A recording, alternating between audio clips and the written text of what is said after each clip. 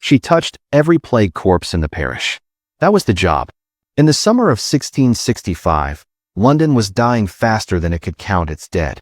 The Great Plague had arrived, and someone needed to examine every single corpse in the city, record the cause of death, and report back to the parish.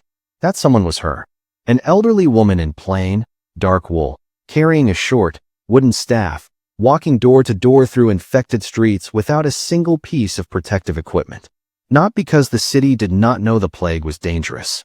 Because this was her job, it had always been her job, and London needed its paperwork filled out regardless. This is the story of the searchers of the dead and the women whose bare hands built the city's entire disease reporting system. To understand why this job existed, you have to understand how London tracked death before modern medicine had any real tools to do it. Every parish in London was legally required to keep a record of every death within its boundaries, including the official cause. This wasn't just administrative tidiness. These records, called the Bills of Mortality, were published weekly and read by everyone from city officials to ordinary citizens who wanted to know which neighborhoods to avoid.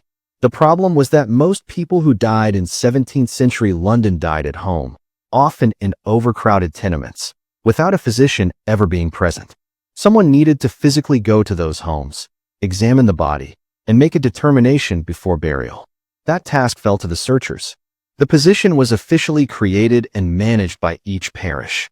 2 searchers were appointed per parish, and they were responsible for every death that occurred within their assigned boundaries.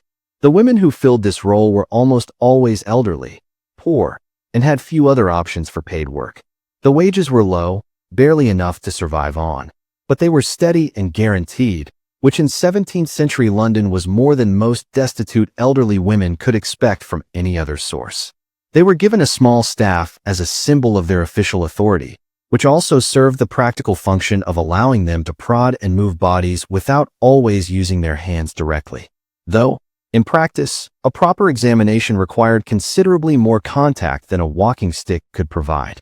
They worked in pairs, both to confirm findings and to protect against accusations of corruption, since a searcher who falsely reported a plague death could trigger a household lockdown that destroyed a family economically. Every morning, they received their list of reported deaths from the parish, and every morning, they set out to work through it, one house at a time, regardless of what was waiting inside each door. Now, here is what a typical day looked like during the worst weeks of the Great Plague of 1665. At peak outbreak, London was recording over 1,000 deaths per week in a single parish alone. Our searcher's morning list was not short. She entered homes where entire families had collapsed, where bodies had been lying for hours or days before anyone dared send word to the parish.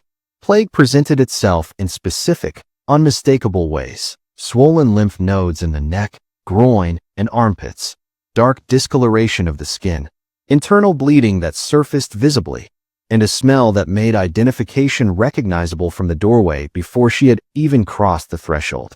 She was expected to get close enough to confirm all of it directly, to touch the swellings, to note the color of the skin, to check for any signs that the death might have been caused by something else, something that would not require locking down the household behind a painted red cross.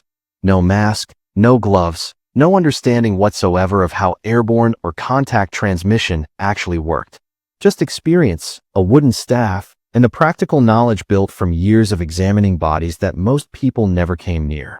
At no point did the parish or the city formally acknowledge that her job was killing her. There are documented records of searchers dying of plague themselves, in some cases within weeks of beginning their work during outbreak years.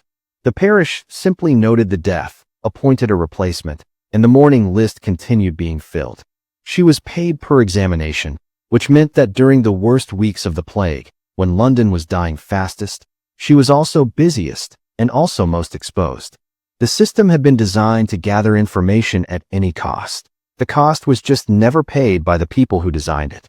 But what the city did with her reports is what makes this story genuinely impossible to ignore. Because her findings did not just fill a ledger, they decided who lived and who did not.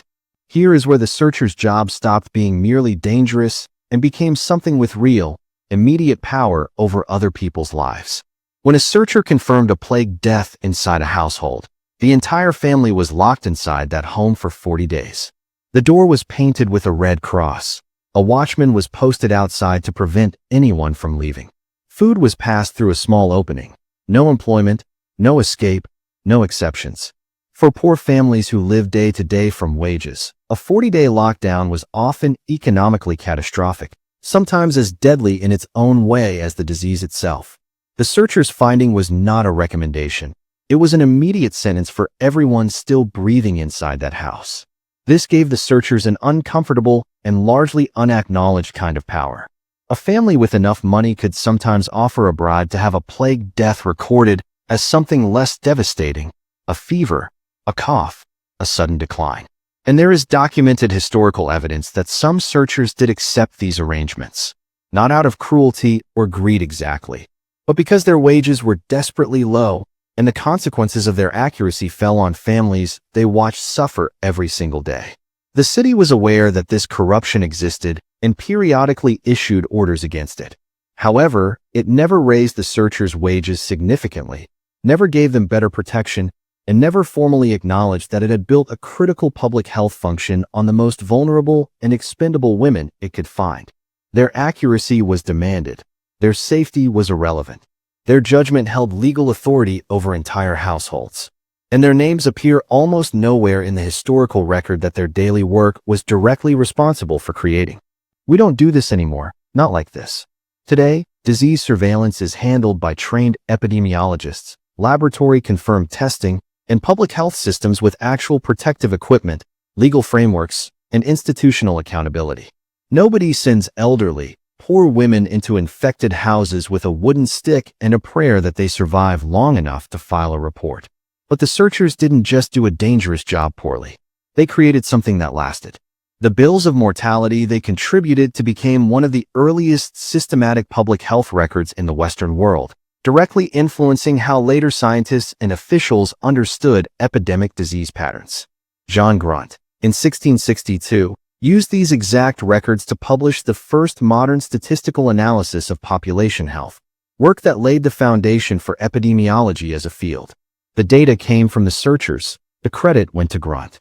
Every modern public health system that uses death records to track disease outbreaks, map epidemic spread, and design interventions is descended in a direct line from the work those women did, barefoot in infected houses, with no protection, for wages that barely covered their own survival. We built modern medicine's data infrastructure on the bodies and labor of women the city considered entirely expendable. Their names are gone. Their work is still being used. Here is what I actually want to know. Knowing her findings locked entire families inside their homes for 40 days, would you have done this job? Or would the weight of that authority have been worse than the danger itself? Tell me in the comments. This is just one job history, forgot to name. There are more of them waiting. You already know where to find them.